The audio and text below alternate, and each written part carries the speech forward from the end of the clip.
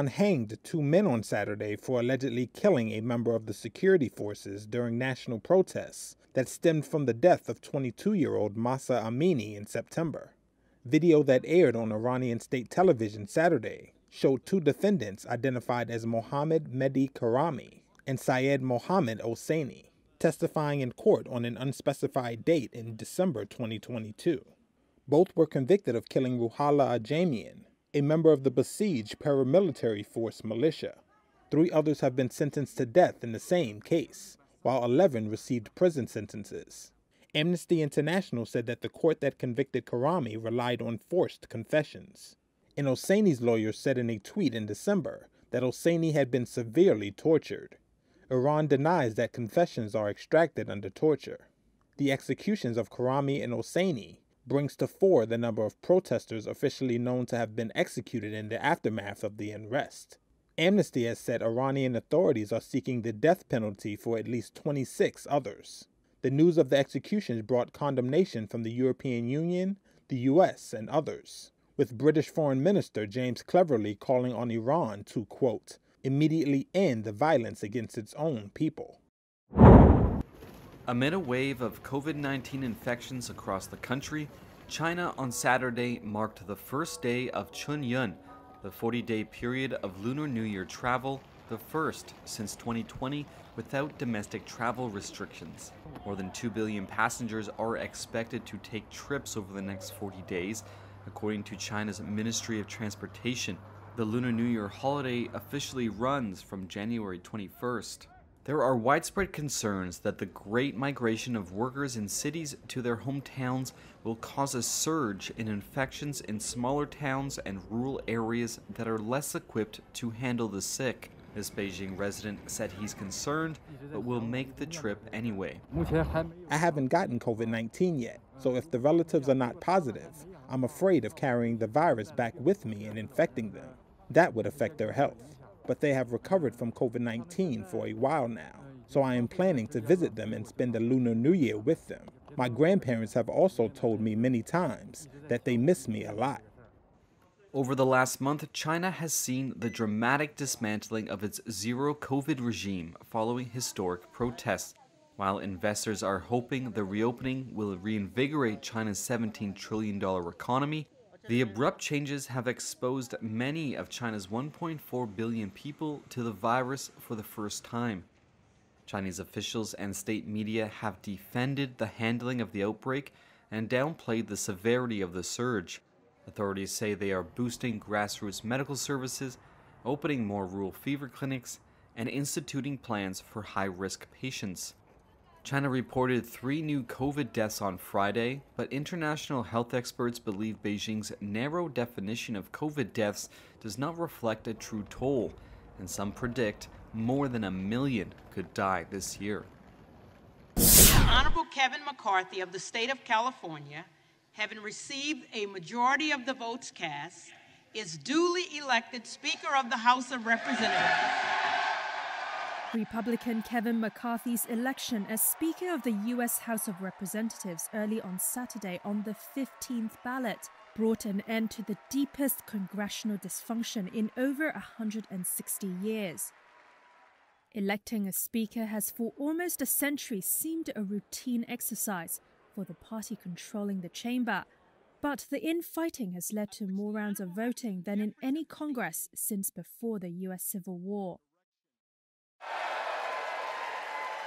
Some critics warn that even with McCarthy's victory, he may not be able to control his fractious caucus. Reuters political correspondent Andy Sullivan. Others have said that this is really alarming, that there's this basic job you guys have to do, and that's to, get things going and start running the trains, and they're not able to do that. They say it's worrisome for democracy. Republicans' narrow victory in the House in 2022 left McCarthy a razor-thin majority. And so I rise to nominate Donald Trump. And a group of 20 Republican holdouts have held off any victory in numerous ballots this week. Helen J. Lichtman is the Distinguished Professor of American History at American University. McCarthy is the ultimate Gumby man, the rubber man.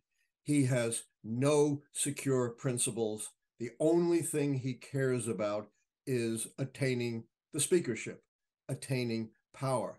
The Gumby man has bent himself into a pretzel to give concessions to the radicals in order to gain power.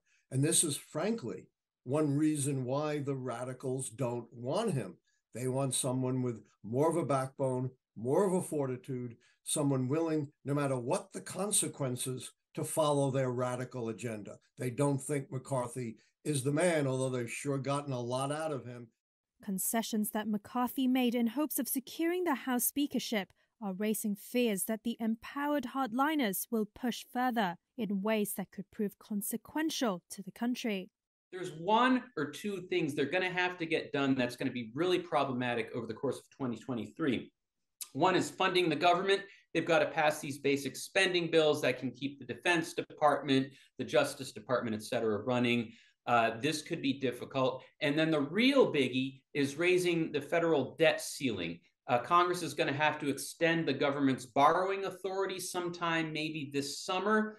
So the concern here is that if you give these hardliners too much power, then they will be in a position, well, they'll be calling the shots when it comes time to raise the debt ceiling.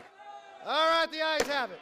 As he took the gavel for the first time, McCarthy represented the end of President Joe Biden's Democrats' hold on both chambers of Congress. Dear God, our town used to be so beautiful. There were roses everywhere, flowers. It was clean, everything was kept in order.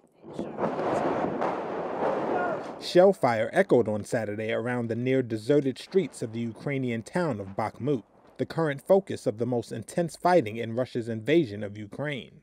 This, despite Moscow's declaration of a ceasefire for Eastern Orthodox Christmas. Humanitarian volunteer Vasil Lisin. The ceasefire, you know how that works? When Putin says there's a ceasefire, it's actually the other way around. There is no ceasefire. Russians shelled us a lot yesterday. During the night, it was more or less calm. But that's how it usually is. One day they're shelling, the other day it's calmer. Any time of the day, it can get loud. One simply can't count anymore. Moscow said on Saturday its forces in Ukraine would maintain a 36-hour ceasefire, declared by Russian President Vladimir Putin until midnight, despite Ukraine rejecting the offer. It said its troops had only returned artillery fire when fired upon by Ukrainian forces. Reuters was not able to ascertain the origin of the shells heard in Bakhmut. A drive around the city, which sits on the front line bisecting Ukraine's Donetsk province, reveals the scars of months of bombardment, from smashed storefronts to mangled workshops and wrecked businesses. Russia invaded Ukraine on February 24, 2022, starting a war that has killed tens of thousands of people and displaced millions of Ukrainians. With weapons and financial support from its allies, Ukraine has driven Russia back from some of its territory, but battles are still raging in the east and south. Applause and chants of USA were heard as Republican Kevin McCarthy secured enough votes needed to lead the US House of Representatives early on Saturday, on his 15th try for the Speaker gavel. The final tally was 216 votes for McCarthy. He was able to be elected with the votes of fewer than half the House members. That was easy, huh? Only because 6 in his party withheld their votes. That meant not backing McCarthy as a leader, but also not voting for another contender. Speaking to the media afterwards, the 57-year-old Californian credited former President Donald Trump's trust in him for landing him the Speaker role. But I do want to especially thank President Trump. I don't think anybody should doubt his influence. He was with me from the beginning. Somebody wrote the doubt of whether he was there, and he was all in. He would call me and he would call others. And he really was, I was just talking to him tonight, helping get those final votes. What he's really saying, really for the party and the country, that we have to come together.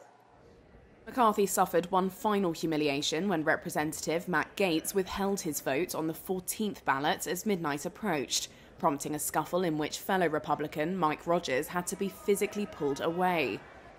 McCarthy had to agree to compromises. including a demand from right-wing hardliners that opposed him that a vote could be called at any time to challenge his leadership.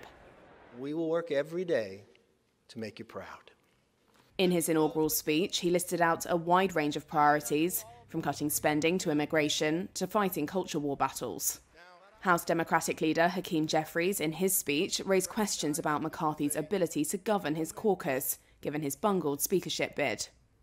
As we transition from one Congress to the next, from one majority to the next, from a year of accomplishment to a year of ambiguity, the American people, understandably after the events of this week, recognize that the Congress is at a fork in the road.